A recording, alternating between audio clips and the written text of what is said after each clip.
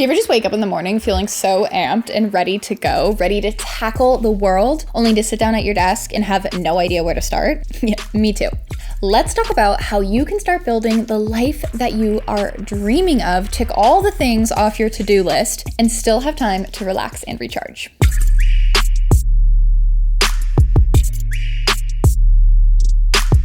Welcome back to another episode of Organized Chaos. My name is Regan, and I am so very happy that you are here. Life is hard, right? Like, there's no easy way to say it. There's no cushioned way to say it. Sometimes just things get in the way. And I think this concept of productivity just is so ingrained in us from such a young age that all of us think, if I'm not doing something, I am being unproductive, when that's just not true.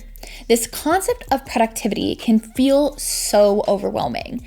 If you have a brain like mine, I know there have been so many times you have sat down at your desk in the morning and been like, hell yeah, I can accomplish all my goals. I can go and achieve this.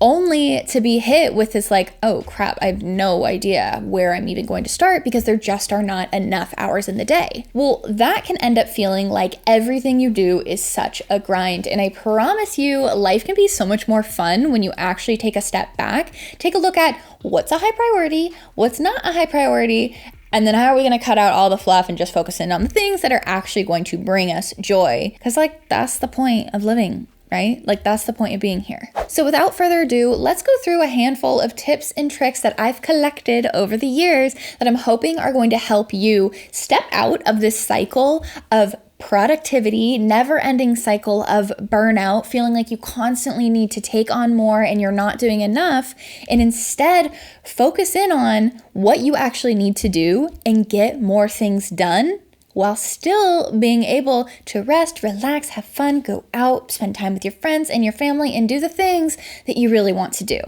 In my previous video, I talked about how you can actually achieve your goals by the end of the year. So if you have not watched that, make sure you go back and watch it, because we take a look at all of the different tips and tactics and strategies that need to go into actual goal setting. So if you want to go and set those goals, if you've had something that for the last 6 months you've been like, oh, I really should get on that. I really should get on that, but you just haven't done it yet. It's totally fine. No judgment zone. But there are ways that you can start to chip away at it, and that video is going to talk about exactly that. In this video, instead, I'm going to talk about more general topics of how you can go and get more things done in the day without burning out. So the first thing that you're going to do is reframe your mindset. We are going to reevaluate what success actually means to us. Because in one of my other videos about productivity, I talked about how productivity for me is really getting closer to your goals. So productivity shouldn't be about what someone else wants from you. Instead, it should be about what you want out of life and what you want from yourself. Now, there are always going to be things that we have to do that maybe we don't want to do, right? Like our jobs are going to assign us tasks that maybe aren't the most exciting. Maybe we don't want to do it. But you can always find ways that your specific task at hand, whatever you're doing, aligns back into your overall why and overall goal. So that's going to be what reframing your mindset looks like. Let's take a look at what you are actually doing, why you are doing it. So if there's something that you have to do in your job and you're like, I really don't want to do this thing. Well, maybe there's a thought bubble in your head that you can produce to help you get that motivation of what's the reason why you're in the job. Not just because I like it. And it can just be because I want to put food on the table, right? Like, that's a great reason to be in a job. I want to put food on the table. Cool. Well, when you have to sit and think about, I really don't want to do this task. Well, you want to put food on the table so that you can go and spend time with your friends and your family and do things outside of work that mean a whole lot to you. But if your career is what your goal is at this moment of time and you're really trying to grow, that can be the motivator. That can be the why behind why you're doing things. It's the intentionality that I'm trying to get to. It's not just letting your life kind of pass you by and have you get shoved in different directions based on somebody else's wants and desires. Instead, I want you choosing what you are doing and why you are here. So that's the reframe your mindset piece. The second is going to be set priorities. So once we understand why we're here, what we're doing, all that fun stuff, we're going to take a look at what can we actually get done. Now, be gentle with yourself here, because you are not going to be able to get everything done today. and that is okay. Remember, you can only get so much done because you are a human. You are not a robot. We are not here to work 24/7. We are not put on this earth to do that. So you really need to be gentle with yourself and understand, what is my capacity? Your capacity may change every single day.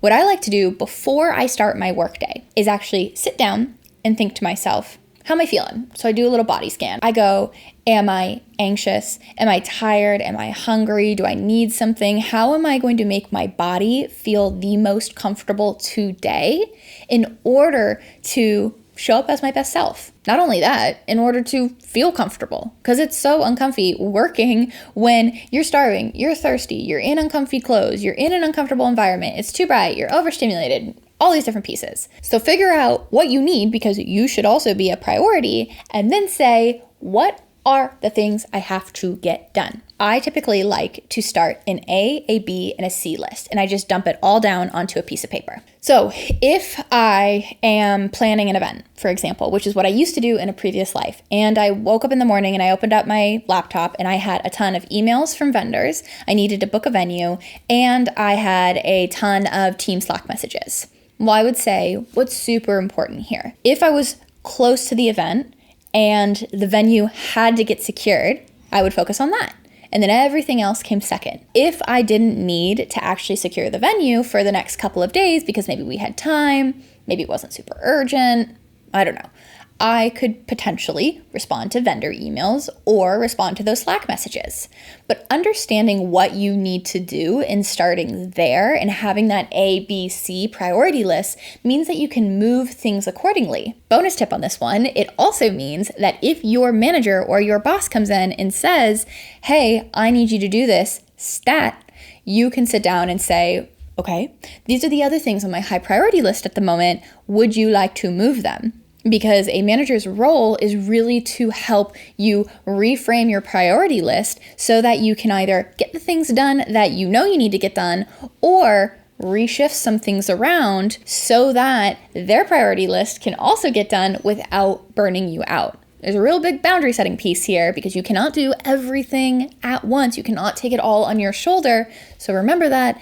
You cannot do it all, and that is totally okay. The next piece, once you've looked at your A, B, and C list, you're gonna choose three things that you absolutely have to get done today. Every morning when I sit down at my desk, I have my Notion page and I have a whole dashboard built out of the A, B, and C list, and I will pull 3 things from that list to get done today. Partially because it makes me feel really good to get them done and to see the little check mark box next to the item on the list, but also because it means that you're going to see yourself start to chip away at things. You can follow the concept of eat the frog, which is do the hardest thing first or not, but whatever it is, just choose 3 things that are attainable, that you can get done, that aren't going to burn you out or overwhelm you. 3 things, because then I promise you, once you achieve those 3 things, anything else is just bonus. It's bonus points for the day. And that's such a great place to be sitting. If you are at 5, 6 p.m. whenever you finish work and you're like, I finished my 3 things that I knew I had to accomplish today, but then I also accomplished 3 more than that because I had a little bit of extra time. Well, awesome. You're one step ahead for tomorrow and you can leave feeling like you are A-okay, ready to go. Number 4, find your routine. Again, if you have a brain like mine, routines are going to be super important for you. Sometimes the reason why I feel like we get so overwhelmed is because we just try to do everything at once. But if we're trying to do everything at once and we're not really splitting our goals down into individual action items that need to happen in order to get there, it means that you're just not going to get closer. There's a great book called The 12-Week Year, and I actually follow this system, and I've talked about it in previous videos, which splits up your year into effectively quarters, so like 12-week groupings. And it says that for every 12 weeks, you can choose a maximum of 3 goals, but to do that, you're going to need to achieve certain things every single day. And if you are not achieving at least 80% of those goals at the end of just 1 week out of the 12, you're probably taking on too much. So that's a great system to be able to reevaluate how you're actually building out your weeks. I used to stuff so much into my weeks that I would have no breathing room. And that is a surefire way to burn out. Consistency is not showing up every single day at 100%. Instead, consistency is being able to show up just every single day at whatever percent, at whatever capacity you have available then. And if you are not able to actually show up because you've burnt yourself out, it means you're not going to get closer to those goals. You're just burning the candle at both ends, and that's not fair to anyone, especially you. So if you want to preserve the goals that you're trying to accomplish, if you want to preserve your to-do list, preserve your productivity, take a look at how you can actually split it out. You can follow my advice from earlier on of splitting your to-dos into A, B, C lists. You can also follow the advice of implementing a 12-week year system where you sit down at the beginning of the quarter and you say, where do I want to be at the end of these 12 weeks? I want to, whatever that is, 1, 2, 3 goal. How am I actually going to get there? What do I need to do on Monday, on Tuesday, on Wednesday, on Thursday, on Friday? And then you just set up that routine. Your brain loves to know what to expect. I literally talk about this, I think, in every single video. So create more ways that you can work for your brain instead of against it. And a routine is going to be so huge in that process for you. Another little bite, I guess, that comes into this whole concept of building a routine is schedule in breaks. Schedule in time for yourself. Unproductive time can still be productive. But I was finding I had such a hard time actually taking the breaks that I decided to take matters into my own hands and just put them on my calendar. So when I used to work in corporate, I found my lunch breaks were scheduled over all the time because I didn't have a gap in my calendar set for it. I would just leave it empty. When people are across time zones, they're not actually thinking about, Regan's 4 hours ahead of me. Maybe I shouldn't book it between 12 and 1 her time because for me, that's between 9 and 10 and I'm free then. So what I started to do was just block out an hour for lunch. You can use it as personal working time, I guess. I really recommend that you go and actually take lunch and take your breaks during that time, but it means that you're building space in. Your brain cannot function if you're just in back-to-back meetings all day, so make it easier on your brain and give yourself the breaks. Another big thing with productivity and reducing the amount of overwhelm you feel is kind of reframing that concept of success. Understanding that success can even be, I took lunch today. I took a couple breaks today. I ended the day without a headache. For me, that was a huge successful moment when I finally started ending the day without a headache, because before I started to implement routines, before I started to look at what my A, B, and C list was for the day, before I chose 3 things that I needed to accomplish in that specific day, I would just cram as much as possible into the day, try to do it, and then leave exhausted and burnt out, having 0 spoons, if you know that concept, with a terrible headache. Once I reframed and understood that unproductive time can still be productive, my happiness grew exponentially, but I also found that that was still successful for me. Those breaks can also be your morning and your evening routine. When it comes to productivity, I have recognized that it's not just what I do in the middle of my workday that dictates how productive I will be. There are also things outside of my workday that are really going to help support that. So my morning routine is hugely helpful in making sure that I am still productive. Same with my evening routine. I fall asleep and wake up just about at the same time every single night.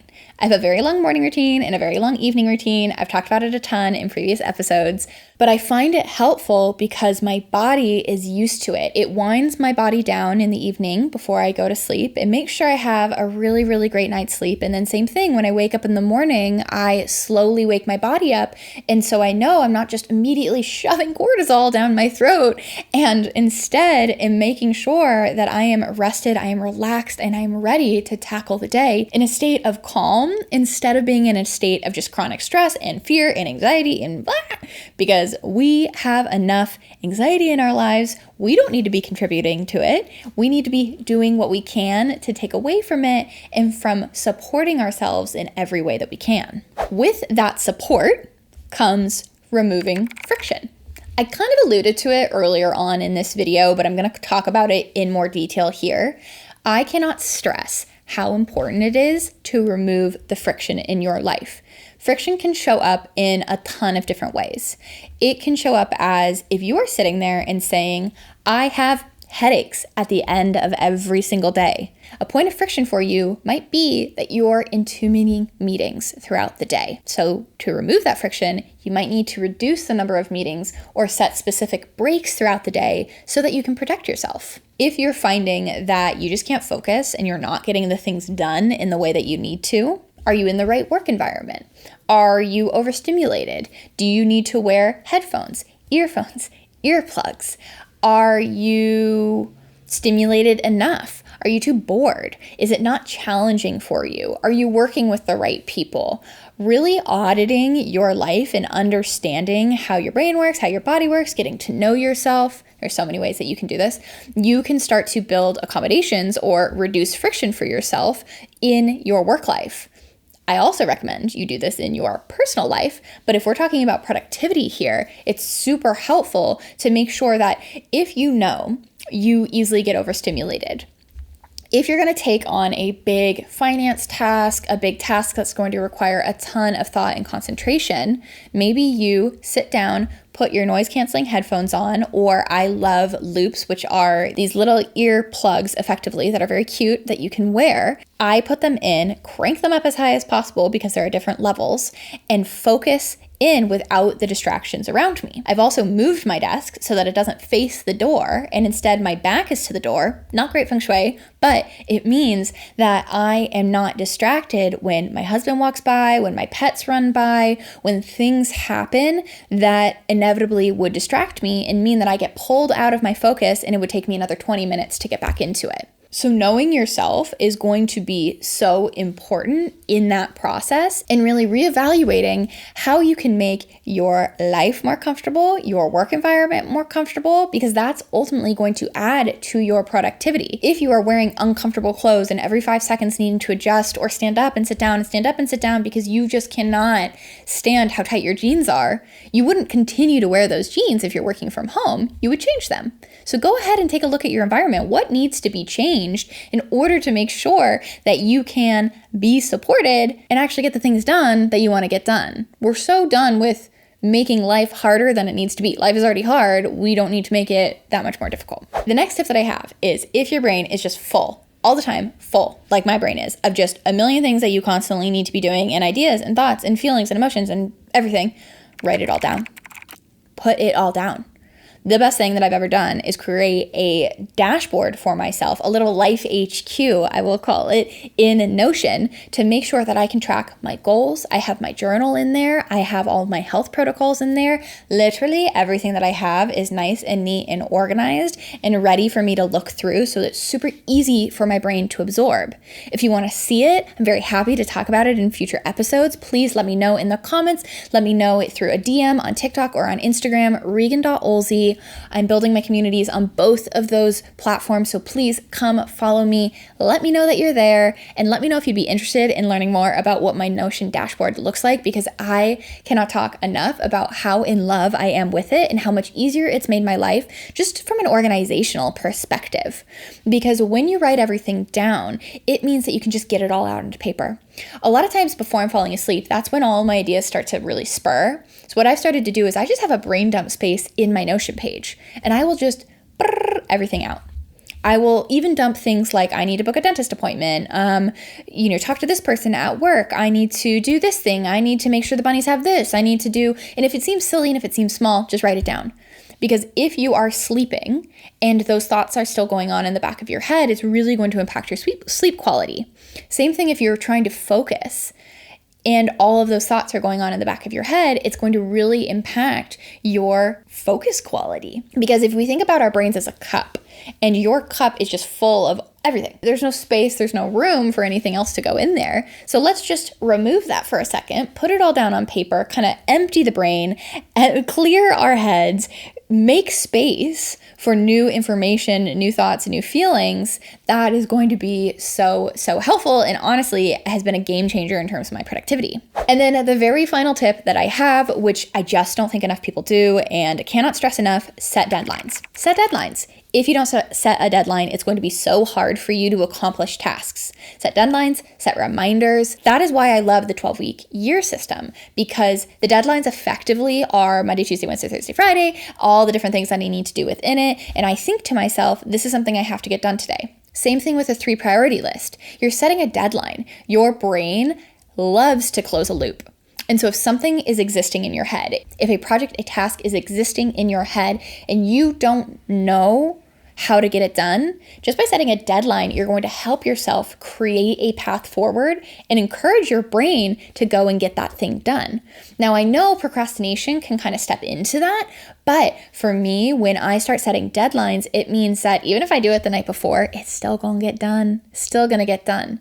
So if you're trying to achieve anything, if you're trying to achieve a goal, a promotion, just getting something done at work, paying a bill, filing your taxes, set your own deadline so that it actually happens and happens on your own schedule instead of you needing to cram for it, stress about it, or just continue to think about it for time to come. Whatever you do, remember that you are only human, you can only accomplish so much, and be gentle with yourself. Know that whatever you get done today is enough, that you don't need to put all that stress on your shoulders. Life is stressful enough. I don't want you thinking that you need to accomplish everything today. Sometimes things can be pushed to tomorrow. Sometimes self-care activities, whether that's taking a bath, whether that's relaxing, reading a book, talking to a friend, I don't know, insert your own activity here, that can be just as much of a health promotion as anything else that we've talked about, as any other quote unquote productive task would be. Remember that being productive without feeling overwhelmed is all about finding a balance within you and your routine. What works for you might not be what works for somebody else. But if you're trying to figure out how you can build self-care into your day-to-day while still supporting your productivity, avoiding burnout, all of those different pieces that need to get built in to make sure you continue to function as a human, make sure you go and listen to one of my previous episodes on the 8 ways that I love to build self-care into my life, really easy ways that you can go ahead and start today. Whatever you do, whatever it is, know that you are not meant to work and exhaust yourself every single day. Please be building in breaks. Please be finding something that fulfills you and fulfills your goals and your dreams, because that is what is most important. You are your biggest asset, and you need to protect it with everything that you have. This has been another episode of Organized Chaos. Thank you so much for listening. I will be back next week, and I hope to see you all there. Thanks, everyone.